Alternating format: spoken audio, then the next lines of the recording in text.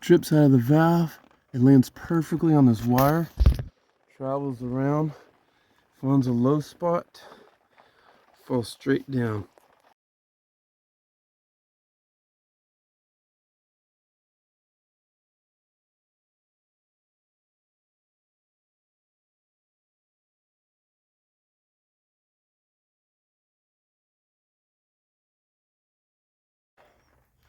And the water that's on top ran down this wire.